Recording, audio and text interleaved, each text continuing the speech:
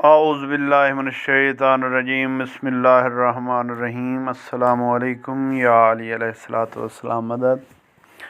میں ہوں ذاکر طاہر باسیال اور آپ دیکھ رہے ہیں ہمارا یوٹیوب چینل تعلیمات آل محمد۔ ناظرین، جیسا کہ آپ جانتے ہیں ہم 2 کتابوں کی ویڈیو بنا کے آپ تک پہنچانے کی کوشش کر رہے ہیں۔ یہ چھوٹی سی کوشش ہے، صرف 10 منٹ کی ویڈیو ہوتی ہے جو آپ تک ہم پہنچاتے ہیں، اور صرف مقصد یہی ہے کہ آل محمد کے احکام، ان کی تعلیمات آپ تک پہنچ سکے۔ آج اس کتاب کی ویڈیو ہم بنانے جا رہے ہیں الدمۃ والثاقبہ۔ آج ہم پڑھیں گے جناب آمنہ سے جناب عبداللہ کا عقد۔ علامہ محمد جلسی نے بہار میں واقعی کے حوالے سے لکھا ہے، عقیل ابن ابی وقاص نکاح خواں تھا۔ میں نے خطبہ نکاح میں حمد و ثناء خالق سے ابتدا کی تھی۔ خطبہ نکاح۔ بسم اللہ الرحمن الرحیم۔ رحمان و رحیم کے نام سے شروع کرتا ہوں۔ اس اللہ کی حمد ہے جس نے ہمیں نسل ابراہیم، شجرۃ الاسماعیل اور شاخ نزار اور ثمرہ عبد مناف سے قرار دیا۔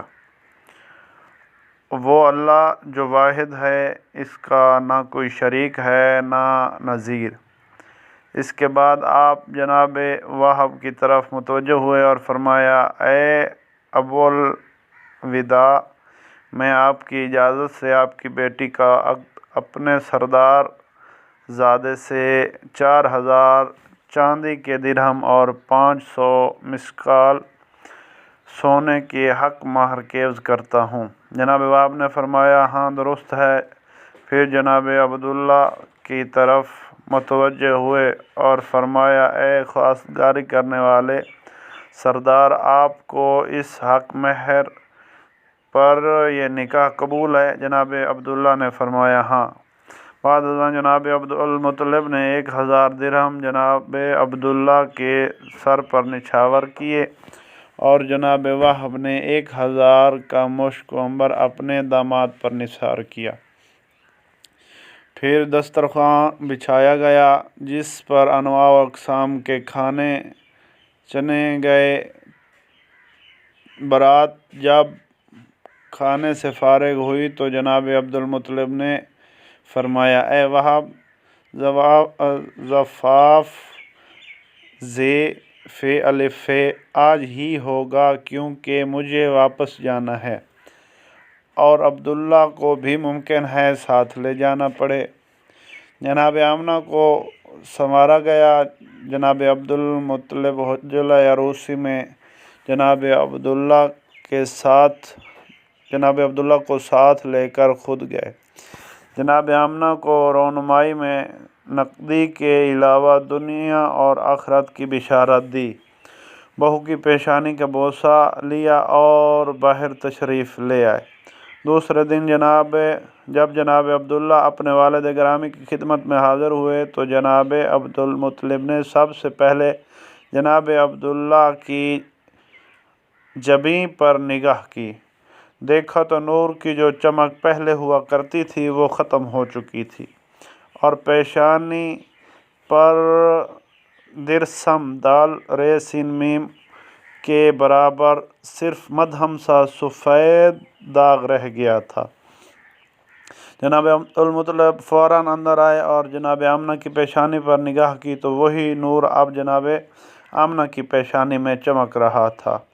آپ بیدہ خاطر ہو کر باہر تشریف لائے اور حبیب راہب کے پاس گئے، اسے تمام حال سے آگاہ کیا۔ حبیب راہب نے عرض کیا، آپ پریشان نہ ہوں، نور وہی ہے، صرف مکان بدلنے سے آپ کو مدھم سا نظر آ رہا ہے کیونکہ باپ کی پیشانی میں تھا اور اب صدف عصمت میں ہے۔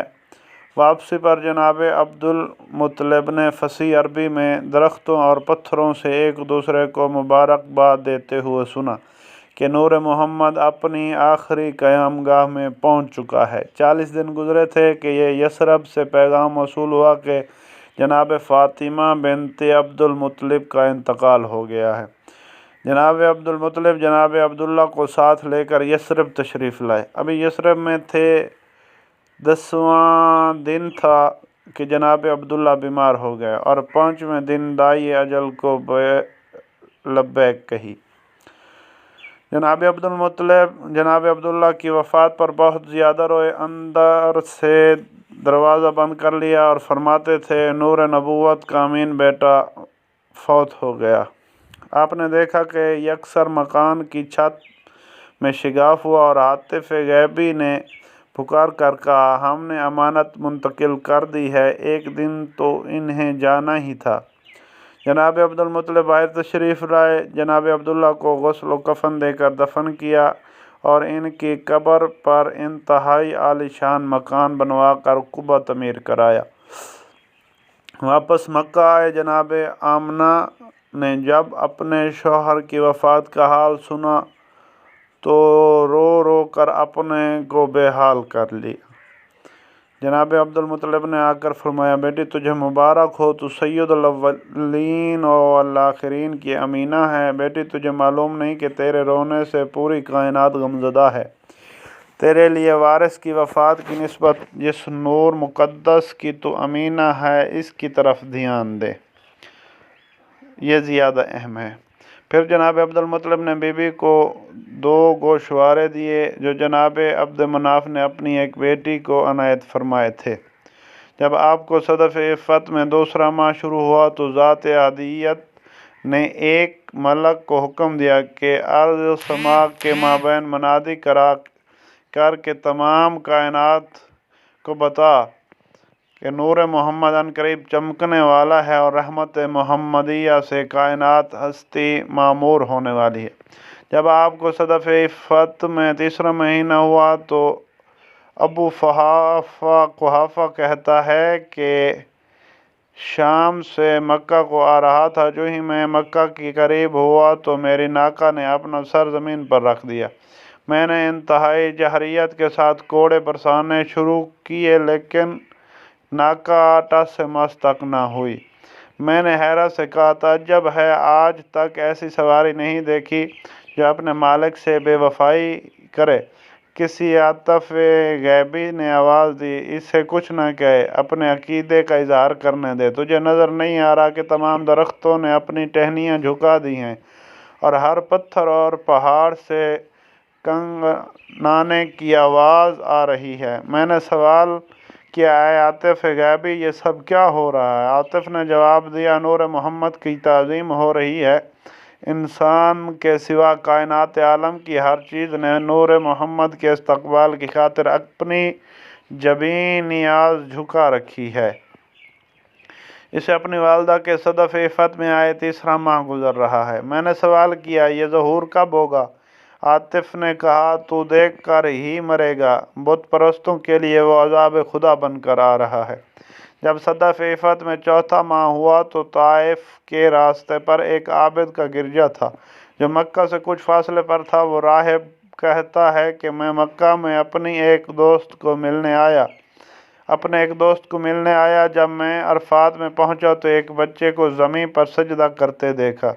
हबीब रहब कहता है कि मैं इसके करीब गया और इसे उठाने का इरादा किया था कि आतिफ गैबी ने आवाज़ दी, इसे कुछ ना कहना, तो नहीं देख रहा कि इंसान के सिवा बहरो बर में रहने वाली हर मखलूक बारगाह खालिक में शुक्र अल्लाह सजदा रेज़ है, क्योंकि अल्लाह के हबीब को अपनी माँ के सदफ़ इफ़्फ़त में चौथा माह मुकम्मल होने वाला है और 5वें माह शुरू होने वाला है। हबीब कहता है कि मैंने बच्चे को छोड़ दिया और मक्का आया। जनाब अब्दुल मुत्तलिब को मिला नहीं, पूरा वाक़या बताया। आपने फरमाया, हबीब अगर हो सके तो उसे छुपा कर रखना, इस ज़ात के दुश्मन बहुत ज़्यादा हैं। जब मैं वापस अपने गिरजा में आया तो ऐसे मालूम हुआ जैसे गिरजे में ज़लज़ला आया हुआ है और महराब गिरजा पर लिखा हुआ देखा, अल्लाह इसके मोहम्मद इब्न अब्दुल्ला रसूल पर ईमान ले आओ। उस वक्त ज़हूर करीब आ चुका है। खुश नसीब है वो शख्स जो इस पर ईमान लाया, और बदनसीब है वो शख्स जिसने इसका कुफ्र किया और इस पर नाज़िल शुदा किताब में इसे एक हरूफ भी तरदीद की। राहिब ने कहा कि मेरे खुदा, मैं इस पर ईमान ले आया हूँ, कभी कुफ्र नहीं करूँगा। जब आपको सदफ़े फ़त में 7वां माह शुरू हुआ तो सवार इब्ने कारब जनाब अब्दुल मुत्तलिब के पास आया और अर्ज़ किया, ए सरदार, मैंने शब गुज़िश्ता एक अजीब माजरा देखा। ना तो मैं नींद में था और ना ही कह सकता हूँ कि बेदार था। मैंने देखा कि आसमान के दरवाज़े खुल गए हैं और इससे मलाइका फ़ौज दर फ़ौज अजीब व गरीब रंगों का सामान लेकर उतर रहे हैं और एक दूसरे को कहते हैं, ज़मीन को आरास्ता करो, मोहम्मद ख़ातमुल अंबिया सल्लल्लाहु अलैहि वसल्लम का वक्त ज़हूर करीब से करीब तर होता जा रहा है। जो अब्दुल मुत्तलिब का पोता है, पूरे कुराए अर्ज़ का नबी है, सैफ काते का मालिक है, इसके नेज़े की ज़रब से कोई न बचेगा।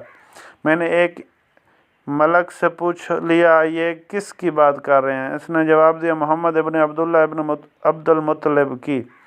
जनाब अब्दुल मुत्तलिब ने फरमाया, ये वाकई अपने तक महदूद रखना, किसी को ना बताना। जब आपको सदफ़े फ़त में 8वां माह हुआ तो समंदर की एक मछली जो तमाम मछलियों की सरदार है और इसका नाम तेनूसा है, तो ये नून वाव सीन अलिफ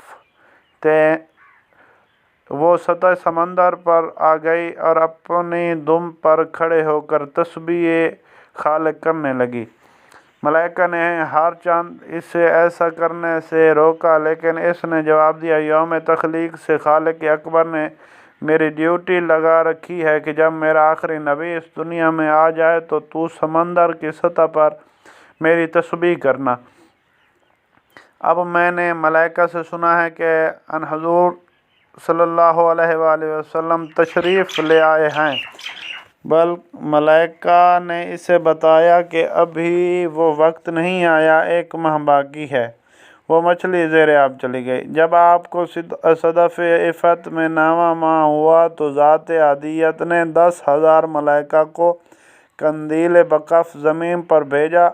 कंदील पर लिखा हुआ था, ला इलाहा इल्लल्लाह मुहम्मद रसूलुल्लाह सल्लल्लाहु अलैहि वसल्लम। मक्का के जितने भी पढ़े हुए अफराद थे, सब ने वो कंदीलें भी देखी और इन पर जो लिखा हुआ था वो भी पढ़ा। जब जनाब अब्दुल मुत्तलिब को ये इत्तला मौसूल हुई तो आपने फरमाया, अभी किसी को ना बताओ, इसे मख्फी रखने की कोशिश करो। जब 9वां माह मुकम्मल होने को आया तो कुराए अर्ज़ के हर बासी ने देखा कि आसमां पर कोई सितारा अपनी जगह नहीं टिकता था। एक सितारा दूसरे के पास, दूसरा तीसरे के पास जाकर मुबारकबाद देता था। यह सिलसिला ता विलादत कायम रहा और दुनिया देख देख कर हैरत ज़दा होती रही।